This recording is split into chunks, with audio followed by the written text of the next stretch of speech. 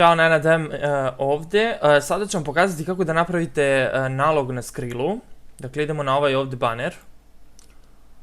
Nakon toga, ovo je formular za popunjavanje. Ovde biramo da li ćemo ličnu ili biznis varijantu Skrill banke. Inače, šta je Skrill uopšte? Skrill je, uzmite za primjer, na primjer, Banka Intesa, na primjer.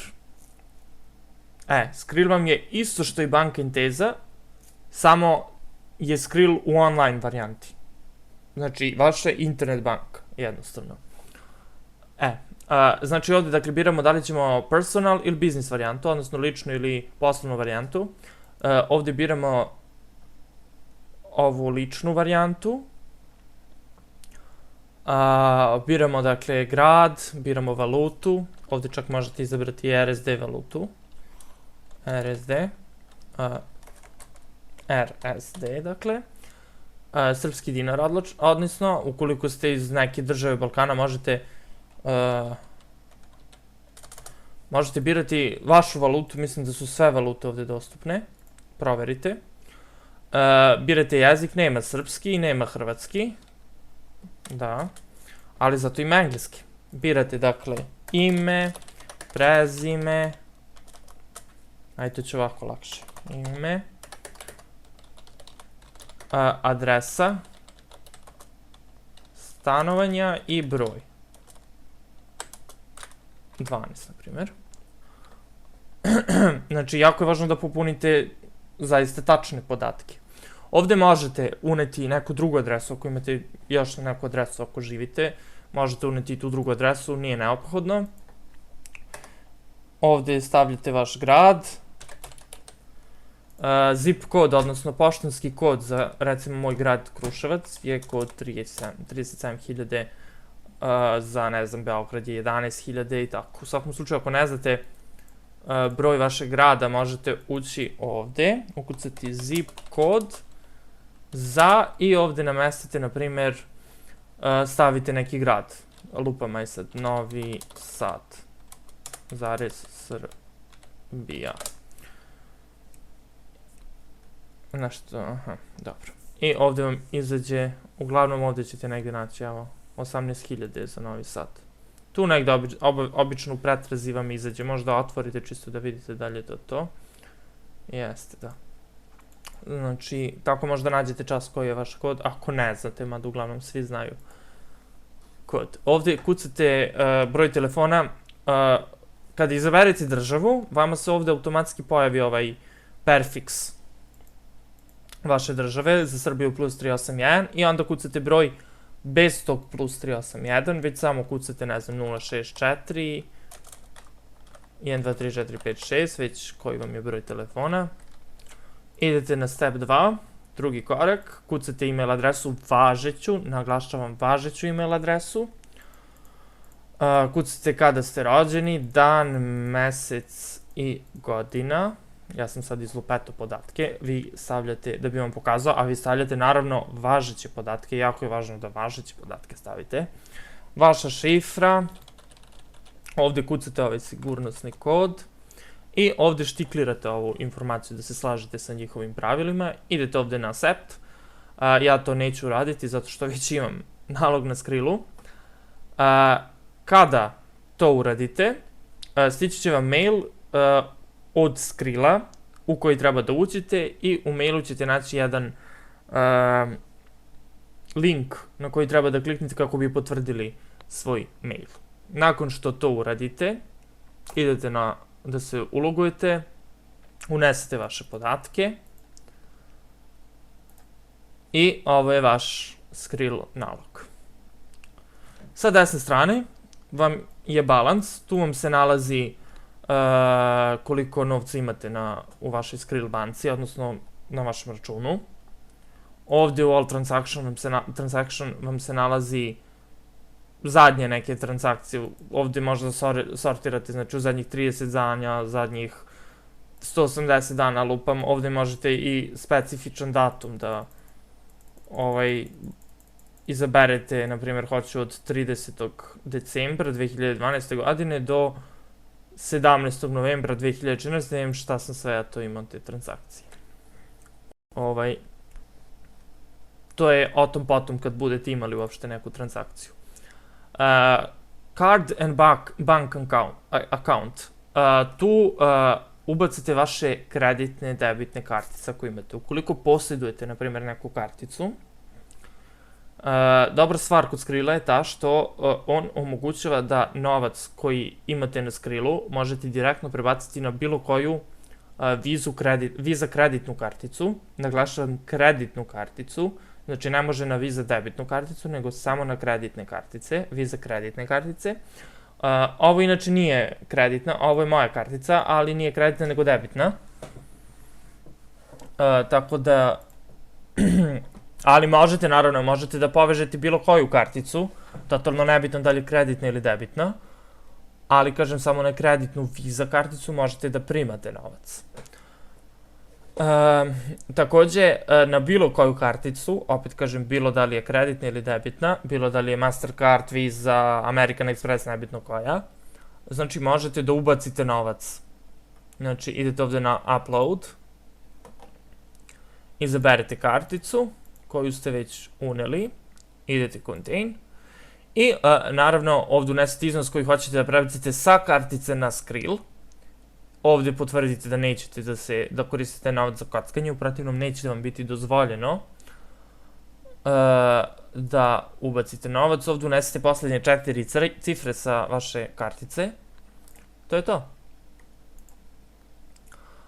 Odmah će vam se posle prebaciti taj novac tu. Ako ne, odmah u roku od 24 do 48 sati. Dobro. Ovde imate Skrill card. To je još jedna fenomenalna opcija kod Skrilla. Meni evo ovde baš piše 29.11. stiže ta kartica. Znači možete naručiti, pošto meni je sad ovako piše, ali kod vas neće tako pisati, već drugačije malo. Sad, ova kartica nije u svim državama dostupna, ali u većini državama jeste, među kojima i Srbija. Tako da ako ovde imate uopšte opciju Skrill card, znači možete naručiti. Ako nemate opciju, onda znači da Skrill card nije dostupan u vašoj državi. Dobra stvar kod ove kartice je što novac koji zaradite automatski vam se ubaca na tu karticu i vi na bilo kom bankomatu, u bilo kojoj državi u vašoj valuti podižete taj novac bez ikakvih problema. Znači, bez ikakvih problema. Još jedna dobra stvar kod Skrilla je ta što vam novac prikazuje u vašoj valuti. Evo ja ću vam sad pokazati nešto. Ovo je neki novac koji sam ja zaradio na nekom sajtu, nebitno, to su nekih $9 koji su meni prebačena na moj nalog na Skrillu, međutim meni se ovde ne prikazuje kao $9, nego kao 847 dinara. Znači, Skrill vam automatski kalkuliše valutu, znači iz bilo koje valute da je vama uplaćen novac, znači bilo koja valuta, vama se na Skrillu to pojavljuje u vašoj valuti, u ovom slučaju dinarima. Naravno, to možda namestite i da vam se ne pojavljuje, znači kako vam odgovara, ali meni odgovara recimo da su u mojoj valuti prikazuju pare, bez obzira što ste mi vi uplatili novac u evrima, dolarima, francima, nebitno totalno. Jer u tom slučaju novac vam se automatski kalkuliše i vi ne morate da mučite uopšte mozak oko kalkulacija, što je super stvar kod Skrilla.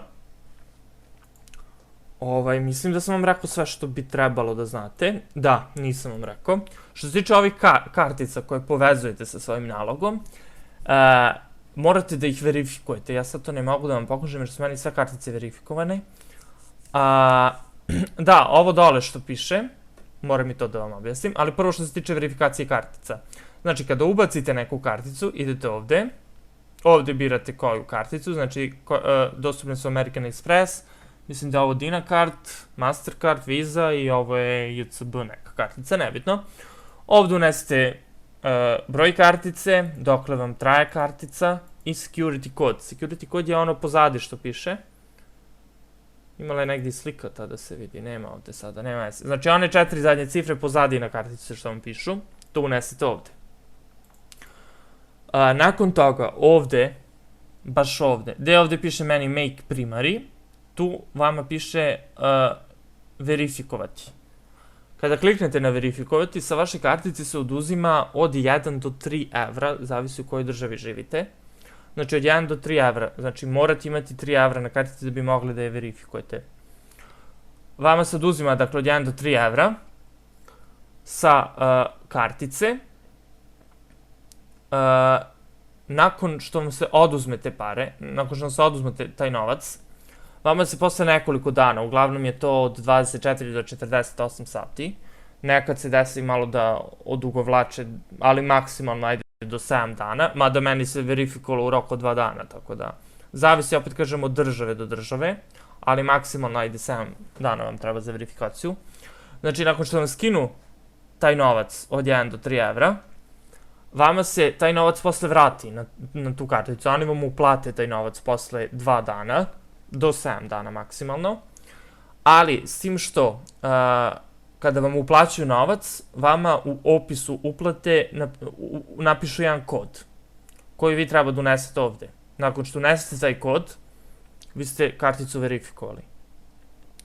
Sad, kako možete da vidite taj kod? Ukoliko koristite internet bankarstvo vaše banke, lako možete da proverite jer vam tamo piše ko vam je uplatio novac i piše vam opis i lako možete. Ukoliko ne koristite internet bankarstvo, možete da odete u vašu banku i zatražite listing, odnosno izveštaj ko vam je sve uplaćivao novac i kad vam oni štampaju u banci taj izveštaj, vama će na izveštaju da piše baš taj kod i vi samo unesete i to je cela ta šema, ništa strašno. Ovo dole što kao meni piše IBAN, to je poseban račun u banci. Idete ovdje add bank account.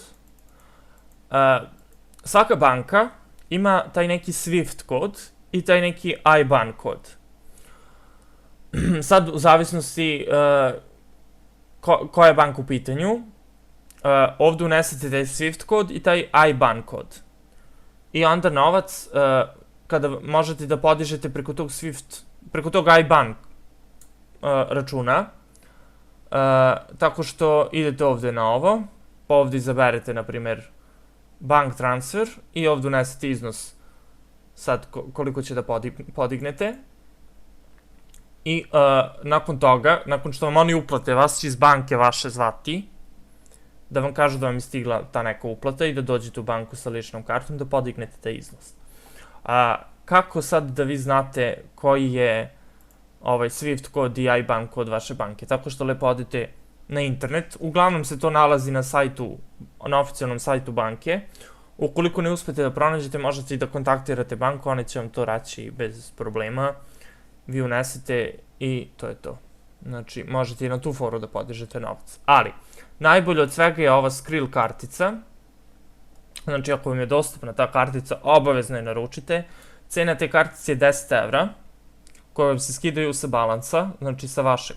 Pa tako da ako učestvujete u nekom programu, na primjer za internet zaradu, kad sakupite pare, vi lepo onda naručite tu karticu, jer je fenomenalna i mnogo je lakše sa tom karticom raditi. Jer prosto mnogo je lakše dobijete, kartica vam stiže na kućnu adresu i vi posle odete na bilo kom bankomatu i uzmete pare. Pošto je kartica inače i platna, možete koristiti i da plaćate, odete u Maxi, kupite nešto i provučete karticu, tako da odlična stvar je sa tom karticom. Tako da ja to preporučujem da se ta kartica naruči. Kada vam stigne kartica, meni, kažem opet, još nije stigla, stići će do 20. novembra, 29. novembra ovdje piše,